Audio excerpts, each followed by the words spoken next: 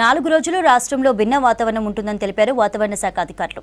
అధిక ఎండలతో పాటు వానలు కురుస్తాయని అంచనా వేశారు. ఉత్తర జిల్లాల్లో ఎండల తీవ్రత పెరిగే అవకాశం ఉందన్నారు. తూర్పు జిల్లాలకు రెయిన్ అలర్ట్ ఇచ్చారు. అకాల వర్షాలు జిల్లాల్లో బీభత్సం సృష్టిస్తున్నాయి.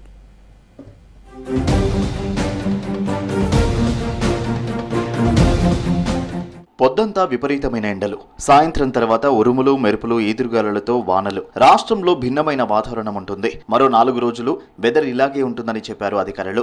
ఇవాళ అధిక ఎండలతో ఉత్తర జిల్లాలకు ఆరెంజ్ అలర్ట్ ఇచ్చారు. ఇక ద్రోణి ప్రభావంతో వానలు పడతాయన్న అధికారులు తూర్పు జిల్లాలైన ఉమ్మడి వరంగల్, ఉమ్మడి నల్గొండ, ఖమ్మం జిల్లాలకు ఆరెంజ్ హెచ్చరికలు జారీ చేశారు.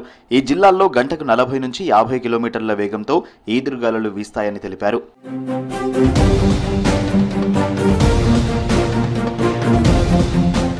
ఉమ్మడి ఆదిలాబాద్ జిల్లాలో ఎండలు దంచి కొడుతున్నాయి. అత్యధిక ఉష్ణోగ్రతలు నమోదవుతున్నాయి. ఇవాళ అత్యధికంగా బేల మండలం చాపరాల గ్రామంలో 44.7 డిగ్రీల టెంపరేచర్ రికార్డ్ అయ్యింది. ఎండలు, వడగాలులతో జనం ఇబ్బంది పడుతున్నారు.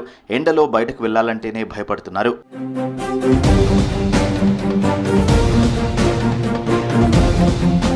అకాల వర్షాలు జిల్లాలో బీభత్సం సృష్టిస్తున్నాయి. ఉమ్మడి వరంగల్ జిల్లాలో నిన్న సాయంత్రం నుంచి గాలివాన అల్లకల్లోలం సృష్టించింది.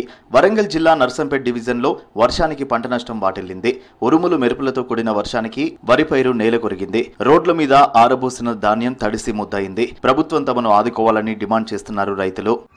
3 నెలల కాలం పాటు కష్టపడి తీసుకొచ్చి ఇక కాంటా వేసుకున్నాం అనేటటువంటి సందర్భంలో ఈ రోడ్డు మీద ఆరబోసుకున్నాం. ఈ సమయం లోపల అకాలంగా వచ్చినటువంటి ఈ వర్షాల వల్ల రాత్రి కురిసినటువంటి ఆ వర్షం వల్ల మొత్తం వరిధాన్యం అంతా కూడా పరదాలు కప్పినప్పటికీ విపరీతమైనటువంటి గాలి వచ్చి ఆ గాలికి పరదాలన్నీ లేచిపోయినాయి.